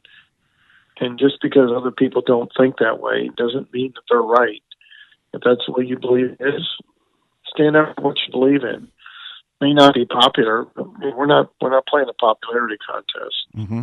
And he's not afraid to say things and what he believes. Maybe some people look at it the wrong way, and think that that's being arrogant or oh, you shouldn't say this about this person or whatever. But you know what? If you ask a question, expect an answer. That's right. If you don't like the answer, well, don't ask question. Like we said earlier, I'm right in a line with you. Agree with you 100% on that one. You're right. If you don't want to hear the answer, then don't ask the question, or at least be prepared to get an answer that you weren't considering. No doubt. One thing I want to touch on, and again, we talked about this before coming on, was there was a fair amount of criticism from Brandel Chambly, and I don't bring this up to try to stir up anything. I think you know that that's not the purpose of this podcast. But there were some Twitter discussions for a while that probably weren't any love lost. And I bring this up for a couple of reasons. And one is, as odd as it may sound, I think as a whole, Brandel sometimes means well, but I also think he takes his position maybe sometimes and crosses the line. Not on purpose, but I appreciate sometimes what he does because he's not cookie cutter. He's not corporate. Much the same way that Johnny Miller was when he was announcing, or Dick Vitale was in the ESPN in the basketball era. They're polarizing, and some people love him, some people hate him. But Brandel also had a platform with the Golf Channel to get his side of the story out. And outside of maybe y'all's own special social media and some interviews of Brooks, maybe your side of the story, your perspective wasn't given as much. So there were a couple things. There was one about Brooks losing too much weight and he wasn't going to be able to perform at the level that he had. And the other one was with he and Chase playing in New Orleans. So if it's okay with you, if you'd like to give your side of the story on those topics. Yeah, I mean, Brandel's paid to get his opinion on the Golf Channel, which I don't know if he has a job now since Golf Channel's gone. So, he may have lost that platform. Right. But, he is polarizing. He was always questioning Tiger, critical of Tiger. And, that wasn't popular in the mainstream media. No one else really did that, but he did. And when Brooks came about, he kind of had, I don't want to say taken the same stance, but he was critical of a number of different things that Brooks did. When Brooks lost weight for that photo shoot, he was saying, he's ruining his career and all this and that. He's messing with success, I think would be the terminology. And, that's his opinion. And I think sometimes when you say something that is polarizing or controversial, that was really what he was paid to do. That got the ratings up, people talking, whether they like him or they dislike him, the fact that they're talking about him, that he created what he was paid to do. And Brooks didn't have any problem firing back at him. Put the red clown nose on his nose and sent the picture back and everything. I had my issue with him when he questioned whether Chase should have been playing and getting a sponsor's invite into the Zurich Classic in New Orleans. 2 years previous to that, when Chase came out of college, Brooks, being where he was able to invite somebody and invited Chase and got him, a sponsor's invite. They thought it was cool having two brothers playing in a PGA Tour event. And what they do, they finished tied for fifth, and it got Chase into the next event. And there's people that say, well, that's Chase riding Brooks's coattails. Yeah, I get that, but you know what? When you become the number one player in the world, there are certain things that you do get that other people don't. So it's earned. Yeah, it's well earned. The way that tournament was, it was, every other day they played alternate shot, and on the other days they played best ball. And so, last I checked, there was 36 holes where Chase was hitting every other shot, and he definitely contributed. He contributed in the best ball portion as well. Lily coming down the stretch, he had an eagle and a birdie, and in the last 5 holes to help them get to where they finished tied for fifth. So when he was questioned 2 years later about getting sponsor's invite, he shouldn't have gotten it, he hasn't earned anything. Well, I guess as a father, I got a little bit, taken back by that, because I was like, well, he did earn his European Tour card. No one gave him that, Brandel, and they did finish tied for fifth 2 years ago. So showed me that they're not just a vanity item out there. They're there to compete and try and win.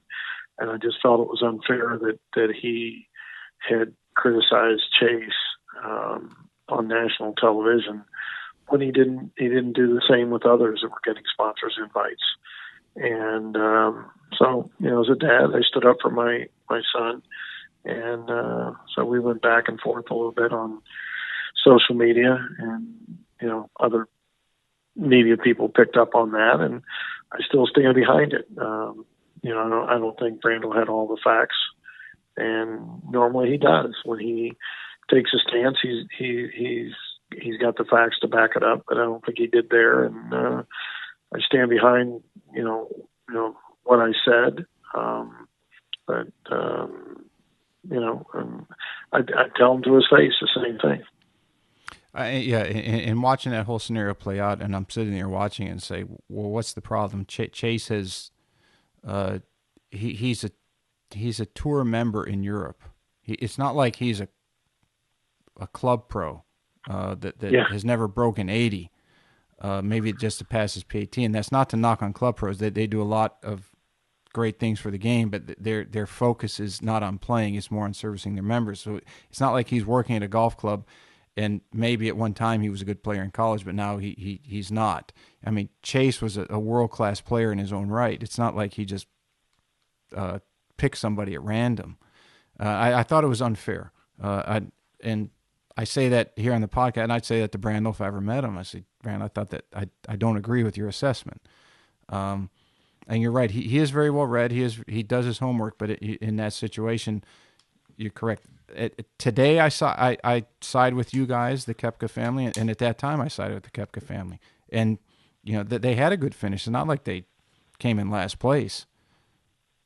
And I think that week they finished tied for 20th. And to be honest with you, they were at one point they were right up there again in the top 5, and they just they hadn't made a bogey, and the whole alternate shot were making it.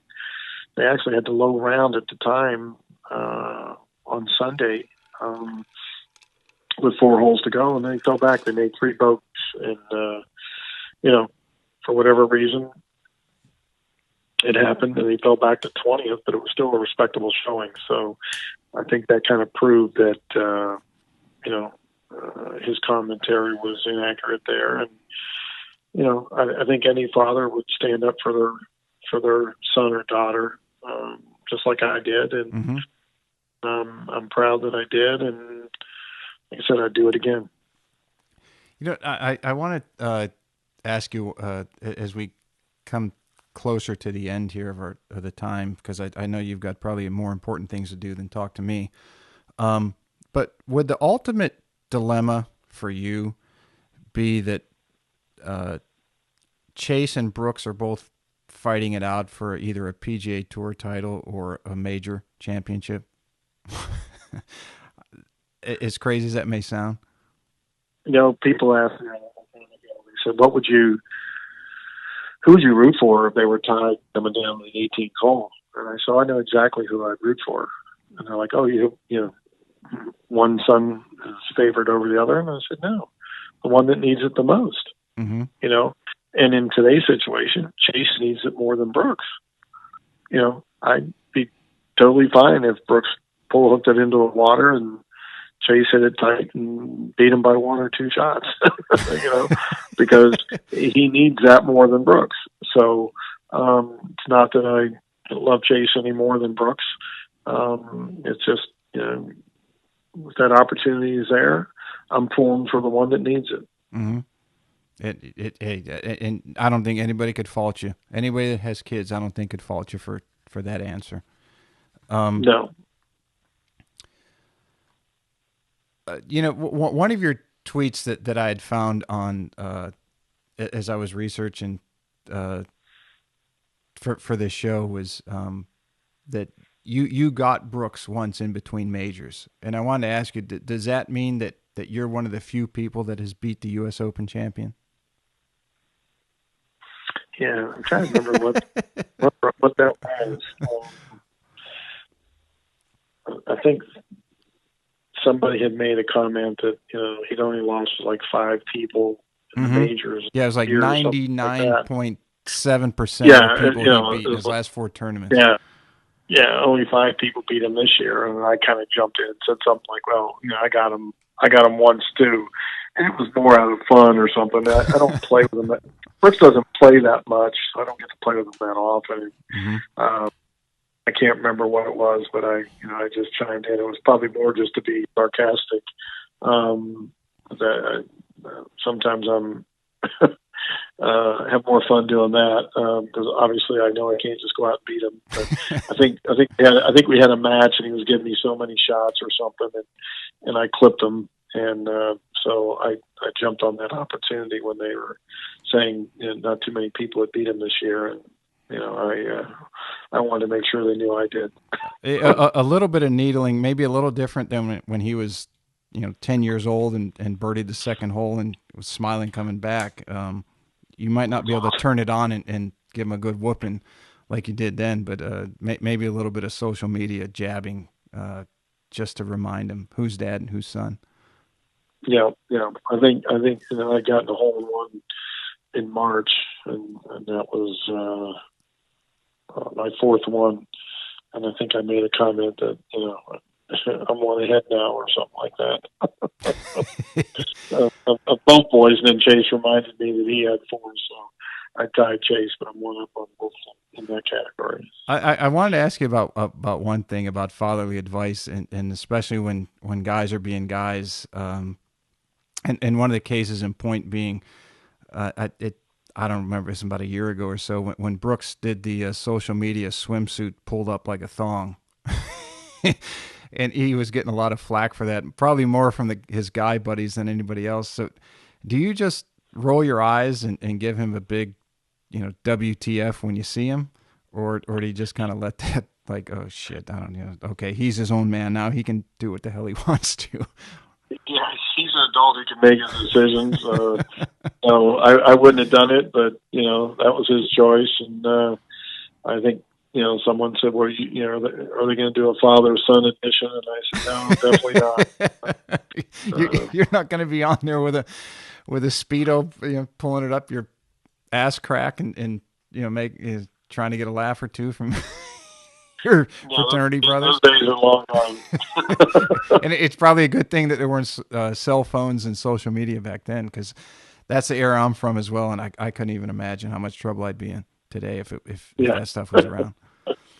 Yeah, we'll leave it at that. All right. We'll leave it in a sealed envelope, never to be opened. What's next for both your boys and the Koepka family? That might be a hard question to answer given the current state of the nation and the world. Yeah, Chase is going up to play in, I think it's called the Big Money Game up in Orlando the first week in January. Mm-hmm. I think winner gets $100,000. So he's going up there to play in that. And then after that, I'm not really sure. He's played some mini tour events and things. He played one down here where he shot 68, 64, and picked up 10,000 for the win about 2 or 3 weeks ago. I know Brooks is going to start playing out in California a little bit. I'm not sure exactly which tournament and everything. We haven't really sat down and talked about his schedule, but he'll play his 20 events or so. Assuming everything continues well with the COVID and everything, play the majors and WGCs, and then select other events. And as far as Chase, keep grinding, and he's been trying to Monday qualify. He does have the Travelers coming up this year. He Monday qualified for that last year, but when Brooks's caddy got tested positive for COVID, had Chase withdraw, so they gave him an invite this year. So I I know remember he that. does have that one. He has that one to look forward to in June. Other than that, he'll just keep trying to money qualify for PGA Tour events or Corn Ferry events, and hopefully, be successful and play his way on to getting more starts on the Corn Ferry. Well, given the way after talking with you and listening to the way they were raised and the competitive nature of both, and even the differences of both, that everybody's got to go through that labyrinth.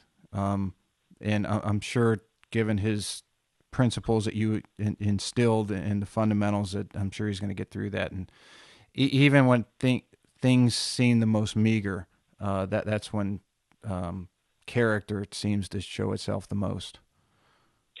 Yeah, no doubt. I mean, it's easy to hold your chin up high when things are going well, but when things aren't, that's when you find out the true character of somebody. And I have all the faith and confidence that Chase will come through this, and just taking him a little bit longer. And he's not the first not to get come out of being a college All-American and go straight up, to the PGA Tour. I mean, some of these guys, it's unbelievable what Matthew Wolff and Victor Hovland and Colin Morikawa have done. But they're few and far between. There's right. Many guys that haven't made that leap, and for whatever reason, Chase is grinding that out. But I'm confident that he will get there, in due time. Yeah, I don't think, I forget who it was who said it, but you can never connect the dots looking forward. It's always backwards. Yeah. Yeah, but before we're getting into some rapid fire here, but one question I've got to ask you, because you're one of the few people that I know that has a front row seat to something like the Ryder Cup. In your opinion, what is it that is keeping the U.S. from doing exceptionally well that everybody expects them to do in the Ryder Cup? What are they missing? Well, I had the answer. Or could we do an entire podcast on that? They brought me in as a consultant. It's just not making putts. It really is. And it's such a fine line. I think we have as much talent here in the U.S. as Europe, if not more. They do things different over there. They do travel together, and I believe there's more camaraderie over there. And I mean, too many of the guys are on their private jets flying around. I don't know that and I want to say we don't have as much passion as they do. That's hard to judge. That's an individual thing inside that no one can really say. But they seem to just really thrive on, I don't want to say they're the underdog, but they've always kind of been that underdog, and they've always taken that mentality. And maybe if we just took more of an underdog mentality, that maybe we'd have more success. Mm-hmm. Yeah, hopefully the guys can get that turned around, and it's been great theater, and it'd be nice to see them get at least for us in this country to see that pendulum swing back to our side a little more. No doubt. All right, it's an unbelievable experience, and they get the opportunity. It's phenomenal. Let's wrap up with some rapid fire. I got 9 questions for you, just like the back 9. I like to think they're fairly simple, but somewhat challenging in nature. If there was a Ryder Cup for the members of the current Ryder Cup team's parents, and you were on the team, since they established a walk-up song for each player, what would your walk-up song be? Not good songs. And this might be a more difficult answer for you in the era that you grew up in. The rock and roll era. Here I am, baby. I am. That's a pretty good one. If you could play any course in the world on a daily basis, which one would it be? I had to say Augusta National. I've always loved the place. Mm-hmm. Yeah, I think that no one's going to argue with you on that. Excluding your sons, which player would you most like to caddy for?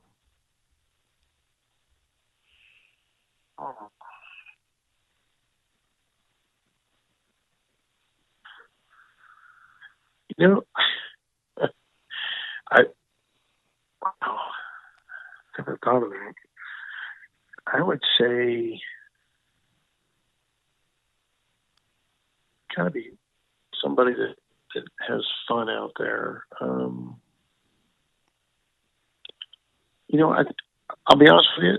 I'd say Bubba. You know why? Because you just never know. I mean, he doesn't see shots like everybody else, and I think it would just be fun to be out there and you're going, okay, you got this shot in. Mm-hmm. Like, oh no, I'll hook it 30 yards. Okay, go ahead. I just love to watch how he would do it. I think that'd be fun. It'd be pretty cool, and I've got to get a number of people have told me that I should get Ted Scott on, and that they would help me do so. So Yeah. that would he's earmarked. So if Ted hears this, Ted, I'll be reaching out to you soon. Let's see. What would be your superpower?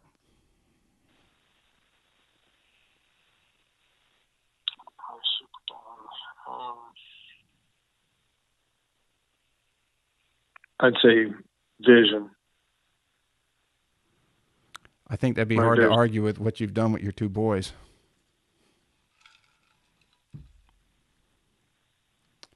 Let's see. Couple more. The last book that you read. Oh, jeez. I don't read much. It could be a magazine too. We'll throw that in there for you. Wow, can't think. You know what? Oh, I know. I read one about on the city of Atlantis where I live. Somebody wrote a book about the history of the city and the people that were here from the beginning. So that was the last book that I read. That's a pretty cool one. If you had an emoji on your club, what would it be?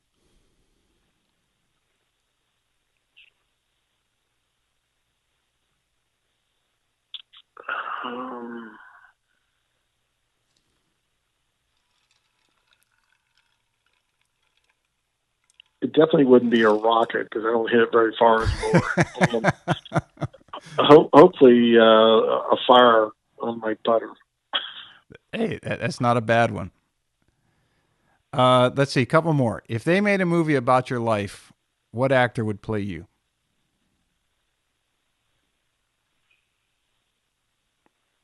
Dude, hopefully not Rodney Dangerfield.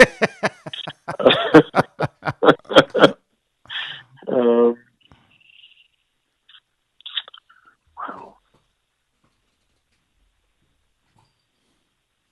I say George Clooney. I'm sure the missus would approve. Yeah, probably. Biggest pet peeve?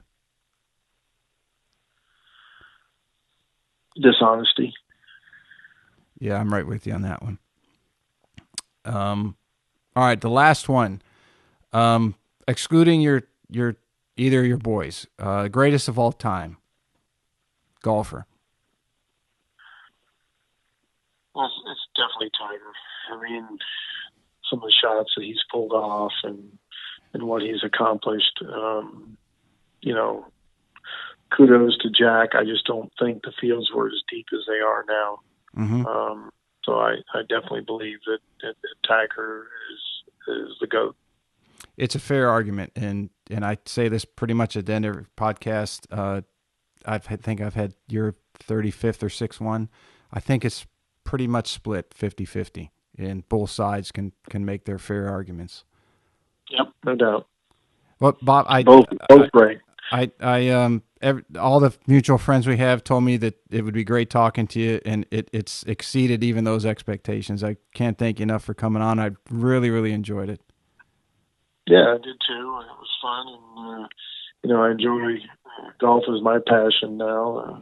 I played earlier today with some friends, and so I always enjoy talking golf. And anytime that I can talk about my two boys, I'm always open. Well, in our talk before we came on, and you had mentioned when you like to make a good first impression when you play with somebody the first time, that you usually throw a couple birdies at them. I'll remember that when you get up this way and we get the chance to go out and play, and we'll have a better negotiation on who gets strokes and where. Not now that I know that I have that inside information, and then we'll go have the drinks and the dinner afterwards. But definitely got to do that when you get up here next. Look forward to that. That'd be fun. Awesome. It's been a great night. I really appreciate your time. Say hi to your boys for me, and I wish you and your family all the best. Yep, same here. Have a wonderful night. Thanks. Appreciate it. All right, everybody. Thank you so much for listening to today's show. If you enjoyed it, you can find more information on today's episode and other topics at golf360.blog. There you'll find the show notes and links related to this episode, as well as any other episode that we've done so far to date. If you're interested in improving your game and would like to learn more from yours truly by taking a private lesson, a half-day or multi-day school, club or putter fitting, you can reach me through the blog site or by email, pete@golf360.blog. So some of you may be asking, what is the golf paradigm? All you have to do is click on the homepage while on my blog site to discover how you can start playing better than you ever thought possible. Or you can simply sign up, again, on the blog page for my instructional videos where I give regular tips on all areas of the game to include the swing, club design and fitting, health, fitness and nutrition, the mental aspects, and equally as important, the integration of all those things together. I'm also on social media, and you can find me at The Golf Paradigm. That's Paradigm, and I'm on Facebook, Instagram, and Twitter. And don't forget to subscribe to my YouTube channel, also under the same name, The Golf Paradigm. Facebook is usually the best way to reach me for questions and or comments, and I look forward to hearing what all of you have to say. This podcast is brought to you in part by Old South Golf Links. A short ride across a bridge from Hilton Head Island is one of the area's finest golf courses and a hidden treasure. Set up on towering pines and ancient oaks with sweeping marsh vistas, truly makes Old South Golf Links a one-of-a-kind golfing experience. The Clyde Johnson design was named one of the top 10 new public courses when it opened, and it also takes full advantage of the natural beauty of the Low Country. Old South is a fun and unique challenge for golfers of every skill level and a favorite of both locals and visitors. Whether it's your first time here or you're a regular, you'll be treated and feel like family. From the bag drop to check-in at the fully stocked pro shop with both men's and women's apparel, to breakfast or lunch before or after your round, the staff is always ready and willing to help. Experience for yourself why Old South is one of the premier golf courses in the Hilton Head area and why it will quickly become a favorite of yours too. Visit them in person or online at www.oldsouthgolf.com, or to make it tee time, simply call the Pro Shop at 843-785-5353.